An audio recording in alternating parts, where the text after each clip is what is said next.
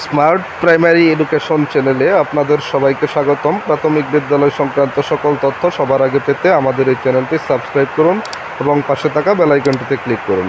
আমি আজকে আপনাদেরকে দেখাবো পঞ্চম শ্রেণীর বৃত্তির শিক্ষার্থীদের ডিআর তথ্য কিভাবে আপনারা অনলাইনে আপলোড করবেন। এজন্য প্রধান শিক্ষকের আইডি থেকে IPMIS এর মাধ্যমে ডিআর তথ্যগুলো আপলোড করতে হবে।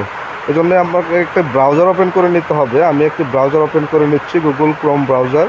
সেই ব্রাউজারে আপনি টাইপ করবেন হচ্ছে IPMIS অথবা পেমিস লিখে সার্চ করার পর IPMIS এর যে অ্যাড্রেসটি আসবে সেখানে ঢুকবেন। তো এখানে আপনি ক্লিক করার পর আপনি আপনার প্রধান শিক্ষকের যে মোবাইল নাম্বার এবং পাসওয়ার্ড সেটা দিয়ে IPMIS এ আপনি লগ ইন করবেন। তো IPMIS এ লগ ইন করার পর আপনারা যদি প্রধান শিক্ষকের স্বাক্ষর আপলোড থাকে তাহলে সরাসরি আপনি ডিআর তথ্য আপলোড করতে পারবেন। তো এই জন্য আপনাকে চলে যেতে হবে প্রাথমিক বৃত্তি পরীক্ষা 2025 পরীক্ষার্থীদের ডিআর তথ্য প্রস্তুত। এই লিঙ্কে যান। এখানে এই লিঙ্কে ক্লিক করার পর আপনি সরাসরি বৃত্তি পরীক্ষার্থীদের ডিআর তথ্য আপলোডের অপশন পেয়ে যাবেন।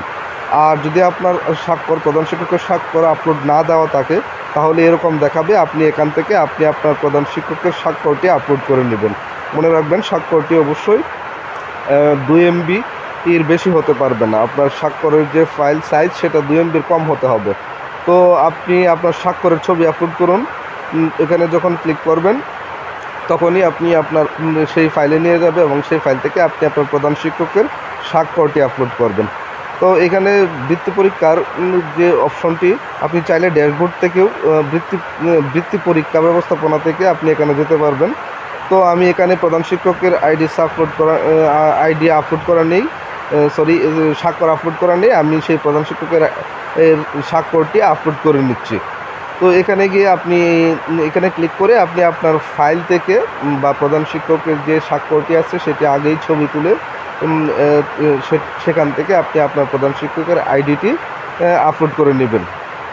তো আমি প্রধান শিক্ষকের স্বাক্ষরটি আপলোড করে নিলাম। আপলোড করার পর দেখেন পরীক্ষার্থীদের তালিকা, এরকম একটি ড্যাশবোর্ড পাবেন যেখানে পরীক্ষার্থীদের তালিকা ডিআর প্রস্তুত। এখান থেকে নিচের দিকে যদি আপনি যান তাহলে দেখবেন পরীক্ষার্থী যোগ করুন এই অপশনটি পাবেন। তো আমি এখানে ক্লিক করলাম। ক্লিক করার পর একজন পরীক্ষার্থীর তথ্য আপলোডের জন্য আপনি সকল ইনফরমেশন এখানে দেওয়ার অপশনগুলো পাবেন। এখানে পরীক্ষার্থীর নাম ইংরেজিতে বাংলায় তার এবং সে ছাত্র কিনা ছাত্রী সেটা সিলেক্ট করবেন। তার পিতার নাম এবং মাতার নাম, তারপর হচ্ছে জন্ম তারিখ, স্থায়ী ঠিকানা, এই ইনফরমেশনগুলো এখানে দিতে হবে। অবশ্য মনে রাখবেন আপনারা সঠিক তথ্য দেওয়ার চেষ্টা করবেন। কোনো ভুল হলে সংশোধনের কোনো অপশন আছে কিনা আমাদের এখনও জানা নেই।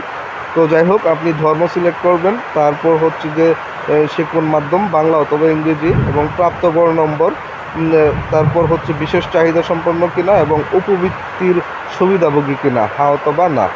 তো এখান থেকে আপনি এই তথ্যগুলো দেওয়ার পর সেই পরীক্ষার্থীর এখানে ছবি আপলোড করতে হবে। আপনি তার ছবিটা আগে উঠিয়ে নেবেন এবং সেই ছবিটা উঠিয়ে নেওয়ার পর আপনি আপনার ল্যাপটপ অথবা যদি মোবাইলে কাজটি করতে চান তাহলে সেই ফাইল থেকে আপনি এই ছবি আপলোডে ক্লিক করলে আপনার সেই ফাইলে নিয়ে যাবে, সেখান থেকে ছবিটি আপলোড করে দিবেন। আর এখানে সেই পরীক্ষার্থীর স্বাক্ষর আপলোড করতে হবে নিচে। তো এখানে ছবি আপলোড করার পর আমরা সেখানে স্বাক্ষর আপলোড করব। ছবিটি আপলোড করা শেষ হলে স্বাক্ষর আপলোড করার পর আপনি এখানে সাবমিট করুন, নিচে সাবমিট করুনে ক্লিক করলেই আপনার পরীক্ষার্থীর তথ্যগুলো এন্ট্রি হয়ে যাবে।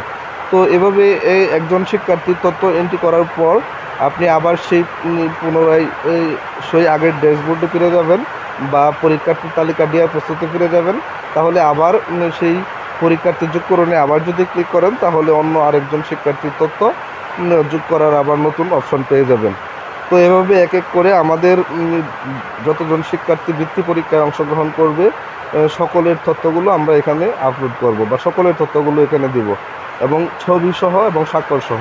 মনে রাখবেন সেই ছবি এবং স্বাক্ষরের অবশ্যই 2 MBর বেশি হতে পারবে না বা খুব বেশি বড় সাইজের কোনো ফাইল আপলোড করতে পারবেন না।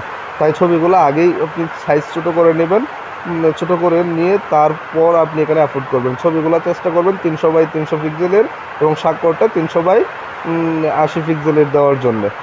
তাহলে খুব ইজিলি আপনারা সেই স্বাক্ষর এবং ছবিগুলো আপলোড করতে পারবেন। স্বাক্ষর ছবি আপলোড করার পর এক এক করে সকল শিক্ষার্থীর তথ্য যখন আপনাদের এন্ট্রি হয়ে যাবে, আপনি তারপর সাবমিট করে দিবেন। সাবমিট করে দেওয়ার পর আপনার ডিআরের সকল তথ্যগুলো এই আইপিএমএসে আপলোড হয়ে যাবে বা আইপিএমএসে যুক্ত হয়ে যাবে। অনলাইনে আপনি আপনার বৃত্তি পরীক্ষার শিক্ষার্থীদের তথ্য এভাবে খুব সহজেই দিতে পারবেন। আশা করি সকলে বুঝতে পেরেছেন। তবু যদি আপনাদের কোনো প্রশ্ন থাকে বা আপনাদের কোনো সমস্যা থাকে, অবশ্যই আমাকে কমেন্টস করে জানাতে পারবেন। আমি চেষ্টা করব আপনাদেরকে সঠিক পরামর্শ বা দেওয়ার জন্য। তো প্রাথমিক বিদ্যালয় সংক্রান্ত সকল তথ্য সবার আগে পেতে আমাদের এই চ্যানেলটি সাবস্ক্রাইব করুন।